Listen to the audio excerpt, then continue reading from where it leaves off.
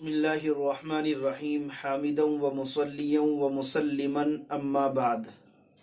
محترم ناظرین، آج کی ویڈیو میں ہم آپ کے سامنے پیش کر رہے ہیں قرآن مجید کے خاص حقوق۔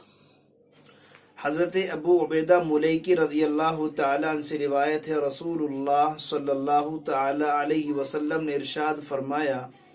یا اہل القرآن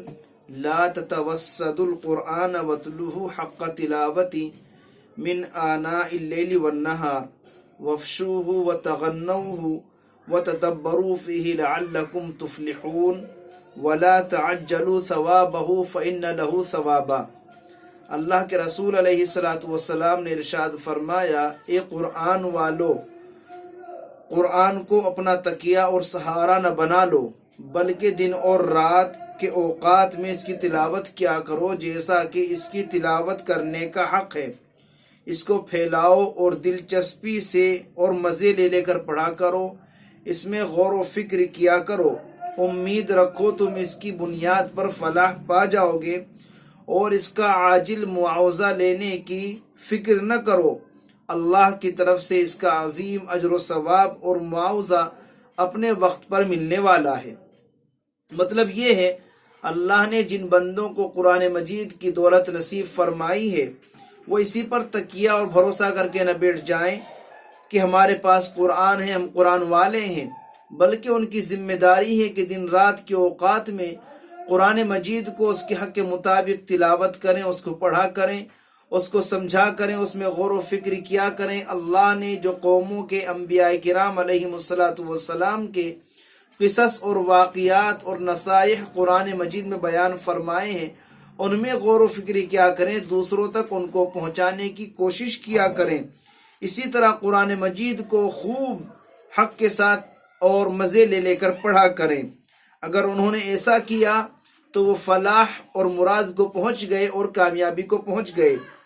اس کے برخلاف اگر انہوں نے ایسا نہیں کیا تو یقیناً وہ خسارے میں ہے۔ دوسری بات، اللہ کے رسول نے ارشاد فرمائی کہ قرآن پڑھنے والے کو چاہیے کہ اس کا ثواب اور اس کا معاوضہ لینے کی دنیا ہی میں فکر نہ کرے،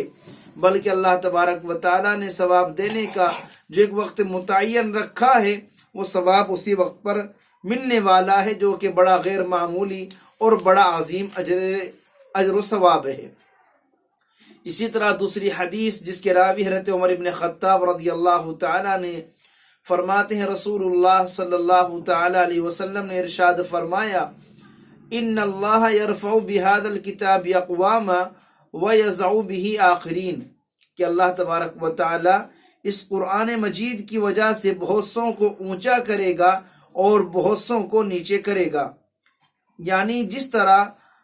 قرآن مجید کی وفاداری اور تابع داری در حقیقت اللہ کی وفاداری اور تابع داری ہے، اسی طرح قرآن مجید سے انحراف اور بغاوت در حقیقت اللہ تعالیٰ سے بغاوت اور سرکشی ہے، اور اللہ کا فیصلہ ہے جو قوم یا امت، خواہ وہ کسی نسل سے ہو، کسی رنگ و نسل والی ہو، کسی بھی زبان سے تعلق رکھتی ہو، قرآن مجید کو اپنا رہنما بنا کر اس کے تابع داری کرے گی اور اس کے ساتھ وہ تعلق رکھے گی جو کلام اللہ ہونے کی حیثیت سے اس کا حق ہے، تو اللہ اس کو دنیا اور آخرت میں سرفراز اور سربلندی عطا فرمائے گا۔ اس کے برعکس جو قوم اور امت اس سے انحراف اور سرکشی کرے گی، وہ اگر بلندیوں کے آسمان پر بھی ہوگی تو نیچے گرا دی جائے گی۔ اسلام اور مسلمانوں کی پوری تاریخ اس حدیث کی صداقت کی گواہی اور اللہ تعالیٰ کے فیصلے کی آئینہ دار ہے۔ اس حدیث میں اقوامن کے لفظ سے اس طرف بھی اشارہ ہے کہ عروج و زوال کے اس قانون الہی کا تعلق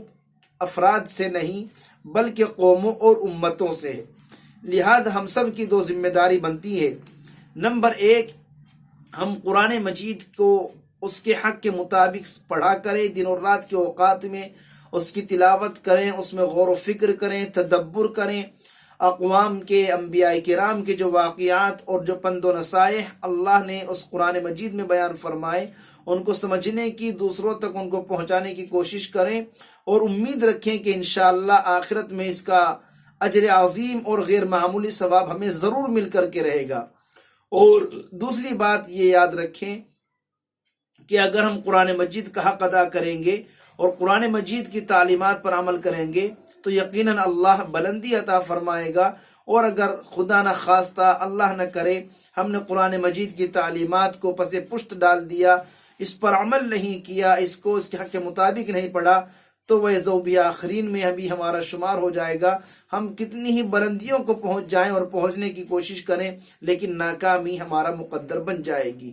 اللہ تبارک و تعالی مجھے بھی آپ کو بھی قرآن مجید کے حقوق ادا کرنے کی، قرآن مجید کی دن و رات تلاوت کرنے کی، قرآن مجید کی تعلیمات پر عمل کرنے کی، دوسروں تک ان کو پہنچانے کی توفیق نصیب فرمائے۔ آمین۔ وآخر دعوانا